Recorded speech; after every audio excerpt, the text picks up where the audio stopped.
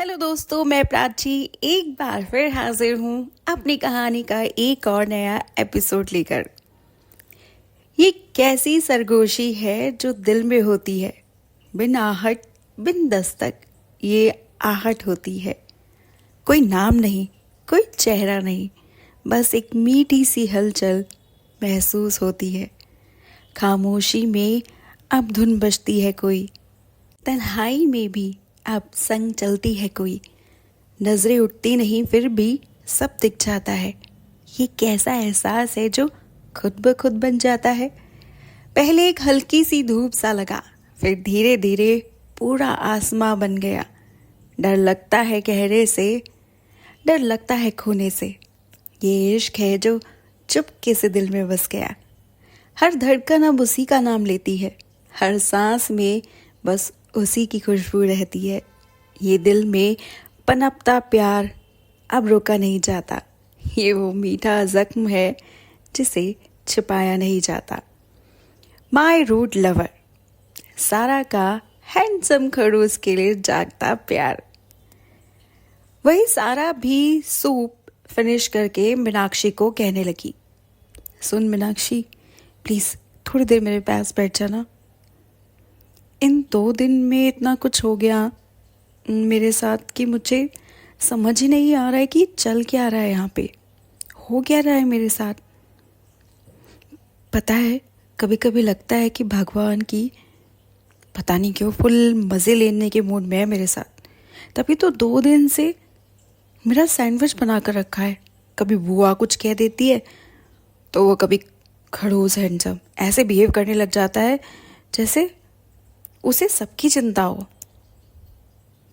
मीनाक्षी उसी समय सारा को रोकते हुए बोली, ना बिल्कुल नहीं, सबकी नहीं बेटा, सिर्फ तेरी चिंता है, तेरे उस हैंडसम खड़ूस को।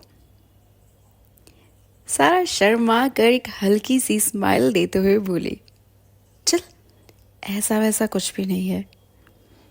फिर अचानक से खुशी से एक लाल टमाटर की तरह लाल होते हुए बोली, ए मीनाक्षी, तुझे पता है मैंने अभी सपने में क्या देखा?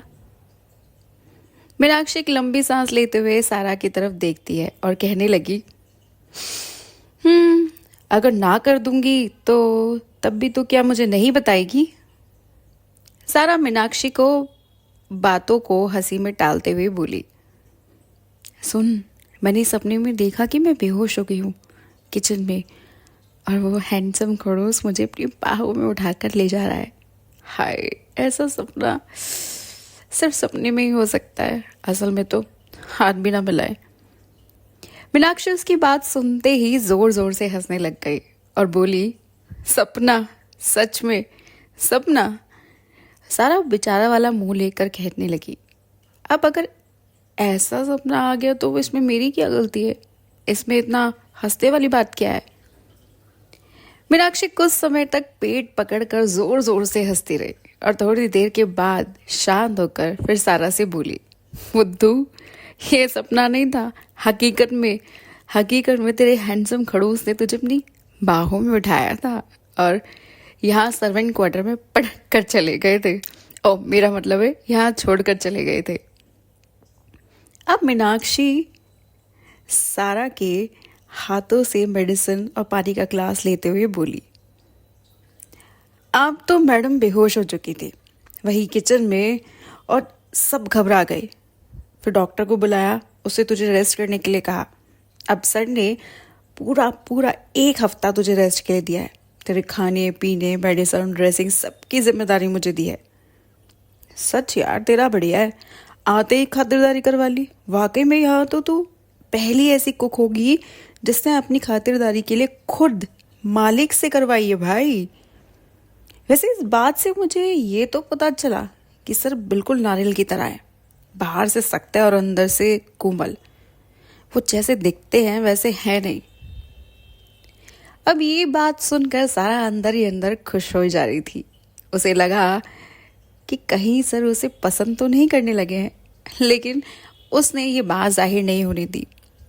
बैठे बैठे बस यूं ही मुस्कुराते हुए सारा सोच रही थी, मुझे कैसे पता चले कि वो मुझे पसंद करते हैं या नहीं, क्योंकि मीनाक्षी की बातों से तो लग ही रहा है कि उनको मेरी चिंता है, लेकिन प्यार भी है या नहीं ये कैसे पता चलेगा? कुछ सोचना पड़ेगा। मीनाक्षी सारा के कंधों को झटका देते हुए बोली, बस मैडम, बस अपने सपनों के विमान को जरा नीचे उतार के लाओ इस जमीनी हकीकत में, क्योंकि जो दिखता है जरूरी नहीं वैसा ही हो। लेकिन सारा कहाँ इस बात को समझने वाली थी।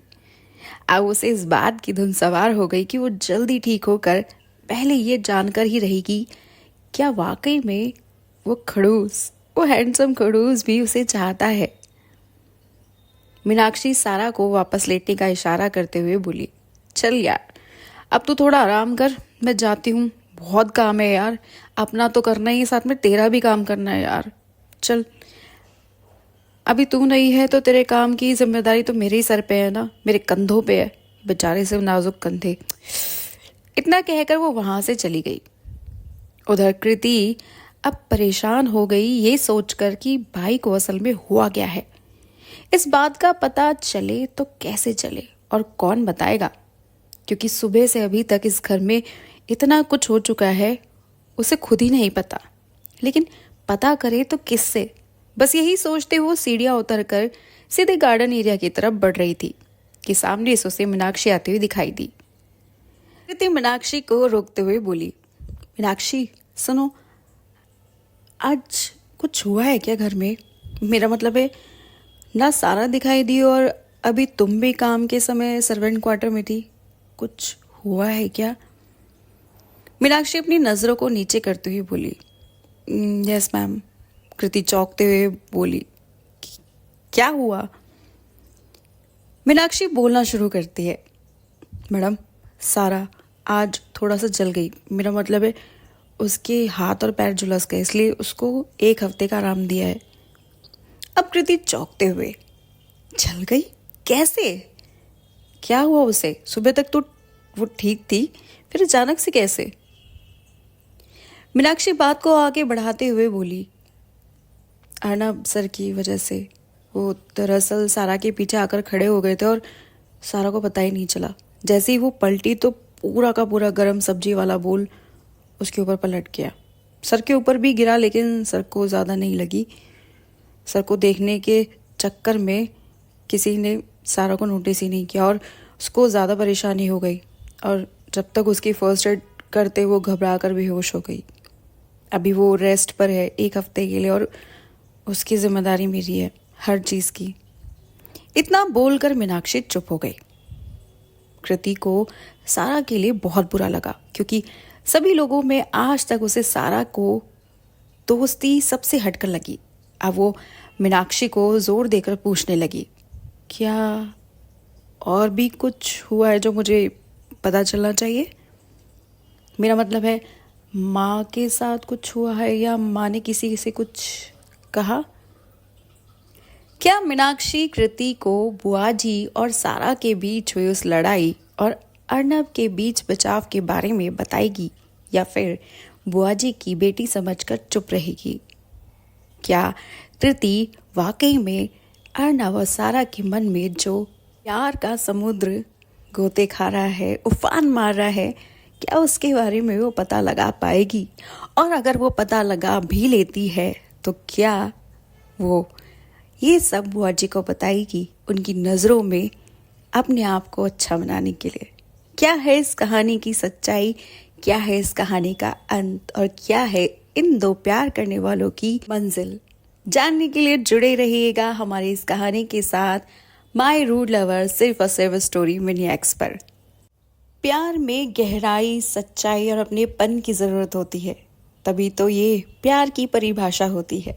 आपको ये हमारी स्टोरी कैसी लगी और हमारे कहानी का अंदाज आपको कैसा लगा, हमें कमेंट बॉक्स में ज़रूर बताइएगा और हमारे चैनल को लाइक, शेयर, सब्सक्राइब ज़रूर कीजिएगा। और हाँ, मैं जैसे हमेशा कहती आई हूँ, लेकिन इस बार भी फिर अपनी बात को दोहराना चाहूँगी कि अगर